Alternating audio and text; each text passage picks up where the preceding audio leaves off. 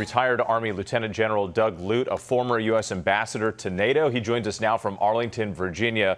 Ambassador Lute, good morning to you. It's good to have you. First, I want to get your thoughts on that breaking news on the U.S. drone strike targeting an ISIS-K planner. The U.S. is warning of additional attacks in these final days. But the evacuation mission is still underway. Is there a risk this strike could make the situation even more dangerous for our troops on the ground there?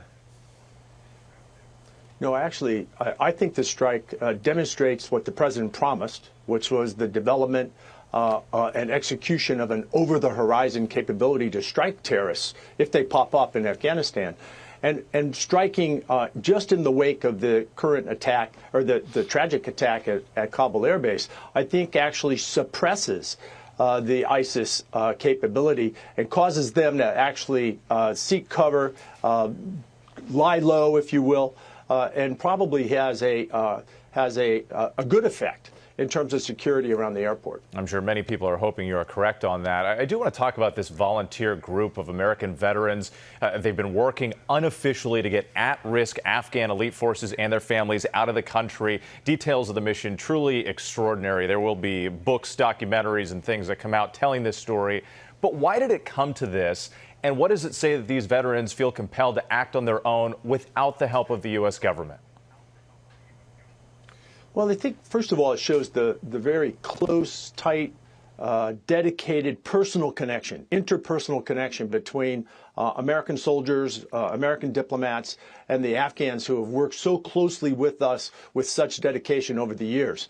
Look, the reality is that the situation on the ground dictated the sort of tight security perimeter provided by the U.S. military. And it was only based on that tight security perimeter that these sorts of very hazardous, very risky operations took place. I don't know any details, but they're certainly inspiring stories. And they say they were able to get hundreds out of Afghanistan to the airport. I want to get your take on this, too, because obviously you're an ambassador to NATO, which we mentioned.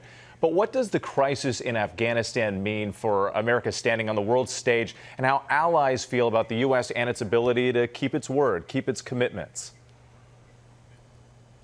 Well, look, America's standing, America's reputation in the world, among NATO allies, but even more broadly, I think rests on two pillars.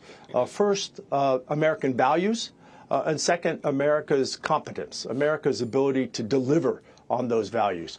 And look, there's no question that the events of the last several days and weeks placed both of those in question, and they've been challenges.